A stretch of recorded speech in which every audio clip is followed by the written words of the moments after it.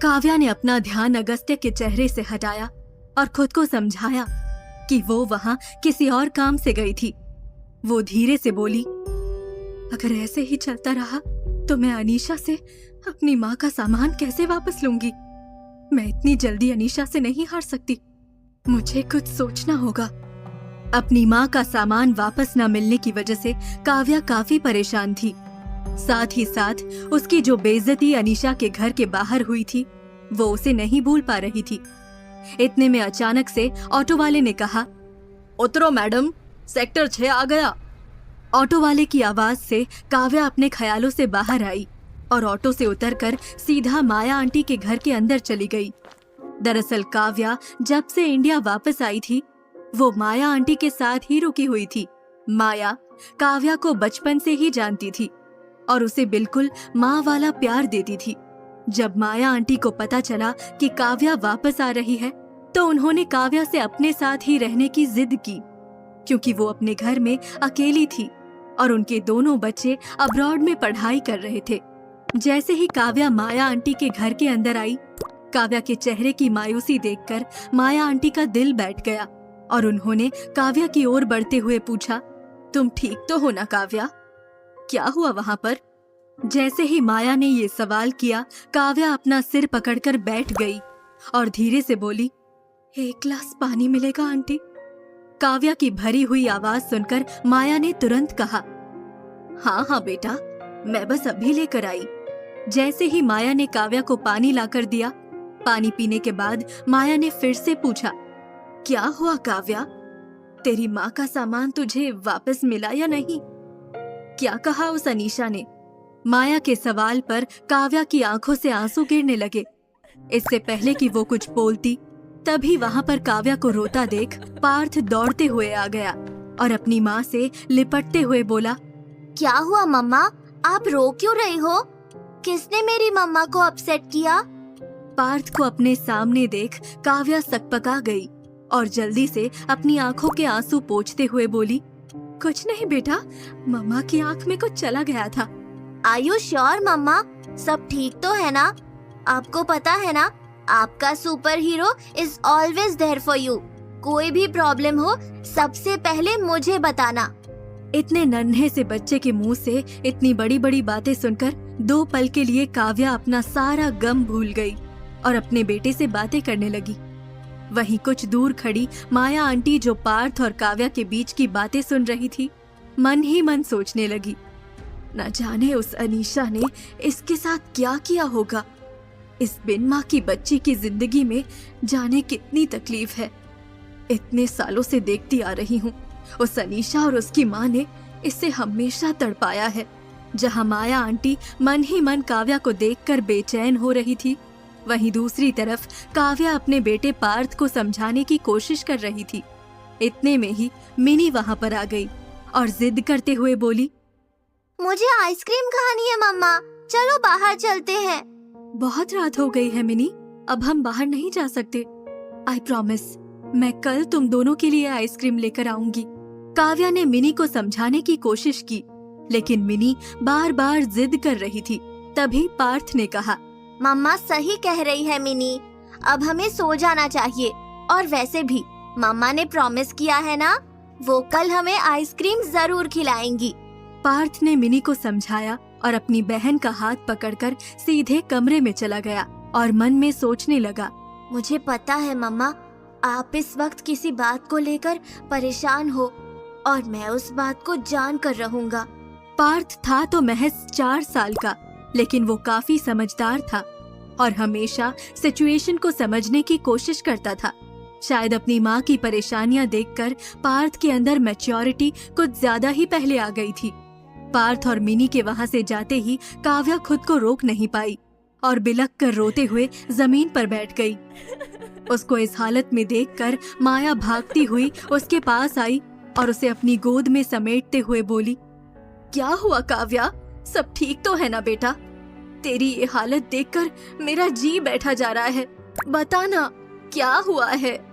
माया के सवालों पर काव्या ने सिसकते हुए कहा, अनीशा ने माँ का सामान देने से मना कर दिया आंटी। उसने मुझे बहुत जलील किया। इतना कहते हुए काव्या ने माया को अपनी सारी आपबीती बताई। सारी बातें जानने के बाद माया ने काव्या को संभालते हुए कहा, मुझे पता था वो अनीशा इतनी आसानी से तुझे तेरी माँ का सामान नहीं देगी, इसीलिए मैं तुझे वहाँ जाने से मना कर रही थी बेटा। काव्या मुंह लटकाए बस रोए जा रही थी। माया ने प्यार से उसका सिर सहलाते हुए कहा, वो लोग इस लायक ही नहीं है कि उनसे बात तक की जाए। वो माँ बेटी पूरी जिंदगी तुझे रुलाते आए हैं और आज भी उन्होंने वही किया। भगवान उन्हें कभी माफ नहीं करेगा। माया आंटी की आंखों से भी आंसू बहने लगे थे। फिर काव्या ने खुद को संभाला और बोली, अब मैं क्या करूं आंटी, मुझे कुछ समझ नहीं आ रहा। मुझे मेरी माँ का सामान कैसे वापस मिलेगा? माया को भी काव्या की बात ने सोचने पर मजबूर कर दिया था। दोनों कुछ देर तक चुप रही। फिर माया ने कहा, मेरे पास एक प्लान है काव्या। माया की बात सुनते ही काव्या की आंखों में भी एक उम्मीद दिखाई दी। कैसा प्लान आंटी? क्यों ना तू अपनी माँ के सामान के लिए अपने पापा से बात करे। दुष्यंत जी चाहे कितने भी बुरे हों, लेकिन तेरी सौतेली माँ और बहन से तो अच्छे हैं ना। तू देखना, वो तेरी मदद जरूर करेंगे। जैसे ही माया ने दुष्यंत का नाम लिया, काव्या को अनीशा की एक और बात याद आने लगी और वो मन में सोचने लगी, लेकिन अनीशा ने तो कहा था कि वो मेरे पापा नहीं है। ये सुनते ही एक बार फिर काव्या की पलकें भीग गई, लेकिन फिर वो अपना सिर ना में हिलाते हुए मन में दोहराने लगी, नहीं, ऐसा नहीं हो सकता। अनीशा ये सब बस मुझे दुख पहुंचाने के लिए कह रही होगी। पापा ने तो हमेशा मुझे प्यार किया है और मेरा ख्याल रखा है। काव्या को यूं चुप देख माया को कुछ अजीब लगा। उन्होंने प्यार से काव्या की आंखों में देखते हुए पूछा, क्या हुआ काव्या, वहाँ कुछ और भी हुआ था क्या? काव्या की हिम्मत नहीं हो रही थी कि माया आंटी को बताए कि अनीशा ने उससे क्या कहा था, इसलिए उसने बात बदलते हुए कहा, नहीं आंटी, और वहाँ कुछ नहीं हुआ, लेकिन आप सही कह रही हैं। मैं सही वक्त देखकर पापा से बात करूंगी। मुझे उनसे कुछ नहीं चाहिए सिवाय मेरी माँ के सामान के। कुछ देर तक काव्या और माया आपस में बातें करते रहे और माया लगातार काव्या को एक माँ की तरह समझाती रही। और फिर कुछ देर बाद काव्या ने कहा, अब मैं बच्चों के पास जाती हूँ आंटी। फिर काव्या जब फ्रेश होकर अपने बच्चों के कमरे में पहुंची तो अपने मासूम से बच्चों को देखकर उसके चेहरे पर मुस्कान बिखर गई। लेकिन काव्या के चेहरे पर यह मुस्कान ज्यादा देर तक नहीं रुकी, क्योंकि अगले ही पल उसकी नजर अपने हाथ पर पड़ी, जहां पर अभी भी अगस्त्य राठौर की पकड़ के निशान थे। अपने हाथ को देखकर काव्या की नजरों के आगे फिर से अगस्त्य का चेहरा आ गया और उसकी आंखों में मौजूद वो गुस्सा काव्या को साफ नजर आने लगा और वो खुद से कहने लगी, कितना बदतमीज था वो आदमी। उसने बिना मुझे जाने समझे अनीशा की बातों को सच मान लिया और मेरे साथ इतनी बदतमीजी की। देखने से तो अच्छी फैमिली का लग रहा था, लेकिन उसने मेरे साथ जैसा सुलूक किया है, उसके बाद से तो मुझे नफरत है उस आदमी से। काव्या भी सोने के लिए अपने बच्चों के साथ लेट गई, लेकिन उसे नींद नहीं आ रही थी। वो बार बार करवट बदल रही थी और जैसे ही आंखें बंद करती उसे अगस्त्य का चेहरा दिखाई देने लगता। वो घबराकर खुद से ही बोली, ये क्या हो रहा है मुझे? लेकिन एक सवाल काव्या के मन को खा रहा था, उस आदमी का अनीशा से क्या रिश्ता था और अनीशा ने ये सारी नौटंकी उसके सामने ही क्यों की? वो मुझे उसकी नजरों में गलत क्यों प्रूव करना चाहती थी? मैं जहां तक अनीशा को जानती हूँ, वो बिना किसी मकसद के कुछ भी नहीं करती। जरूर कोई बात है जो मुझसे छुपी है। जब बहुत सारे सवालों ने काव्या को घेर लिया तो उसने खुद को काम डाउन करते हुए कहा, खैर मुझे क्या, मुझे तो अपनी माँ के सामान पर ध्यान देना चाहिए। और वैसे भी ये तो दुनिया का उसूल है, अनीशा जैसे झूठे लोगों का साथ देने के लिए हमेशा कोई ना कोई पावरफुल इंसान खड़ा हो जाता है। फंसते तो हम जैसे लोग हैं जिनका इस दुनिया में कोई भी अपना नहीं होता। मुझे मेरी जंग खुद लड़नी पड़ेगी और मैं इस जंग के लिए तैयार हूँ। जहाँ एक तरफ काव्या अगस्त्य और अनीशा की बदतमीजी के बाद काफी ज्यादा परेशान थी, वहीं दूसरी तरफ अनीशा की खुशी का ठिकाना नहीं था।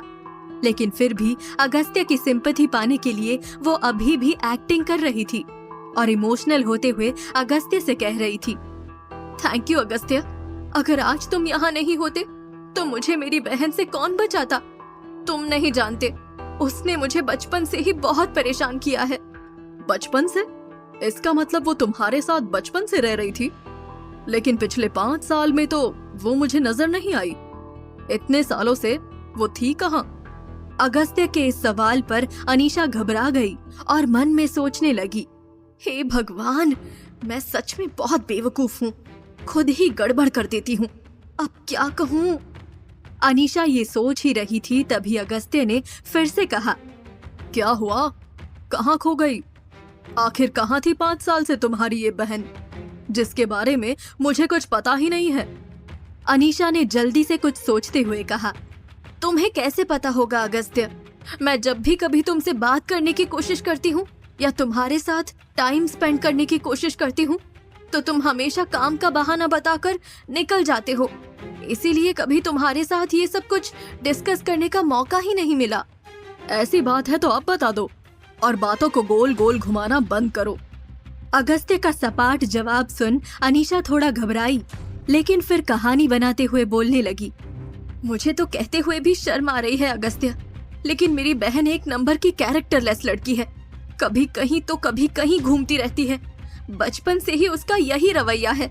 जब से उसने कॉलेज ज्वाइन किया था ना, उसके बाद से ही उसके असली रंग सामने आने लगे थे। हमेशा पापा को बेवकूफ बनाकर पैसे देती थी और फिर नए नए लड़कों के साथ घूमती थी। 5 साल पहले तो उसने हद ही कर दी, कॉलेज की फीस के बहाने पापा से पैसे लिए और सीधा अब्रॉड निकल गई। अगस्त्य चुपचाप अनीशा की बातें सुन रहा था। तभी अनीशा ने आगे कहा, इतना ही नहीं, पापा की इतनी बेइज्जती करवाने के बाद जब पैसे खत्म हो गए तो ये वापस आ गई और अब उसे मुझसे फेवर चाहिए। तुम ही बताओ, इन सारी बातों में मेरी जरा भी गलती हो तो? अनीशा बेचारी बनते हुए अगस्त्य के आगे अपना दर्द बयां कर रही थी, लेकिन अगस्त्य के चेहरे पर कोई भी एक्सप्रेशन नहीं था और वो सारी स्टोरी सुनने के बाद मन में सोच रहा था, न जाने क्यों अनीशा की बातों पर विश्वास करने का मन नहीं कर रहा है। अनीशा जैसा बता रही है, इतनी झूठी और मक्कार तो नहीं लगी मुझे वो लड़की। उसकी आंखों में एक सच्चाई थी।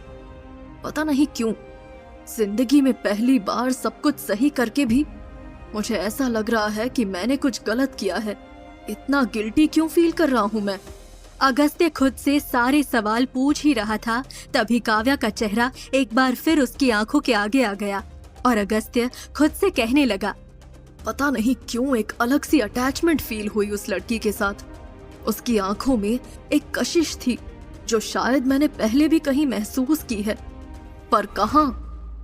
जहां एक तरफ अगस्त्य और काव्या एक दूसरे के बारे में अपनी राय बना रहे थे, वहीं दूसरी तरफ सोशल मीडिया पर एक वीडियो बुरी तरह वायरल हो रही थी। वो वीडियो जो काव्या और अगस्त्य की जिंदगी बदलने वाली थी।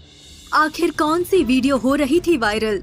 क्या अगस्त्य को मिल पाएगा अपने इस सवाल का जवाब? क्या कभी अगस्त्य जान पाएगा कि काव्या वही लड़की है जिसके साथ 5 साल पहले उसने रात बिताई थी? क्या काव्या को अपनी माँ का खोया हुआ सामान वापस मिलेगा? इन सभी सवालों के जवाबों के लिए सुनते रहिए कहानी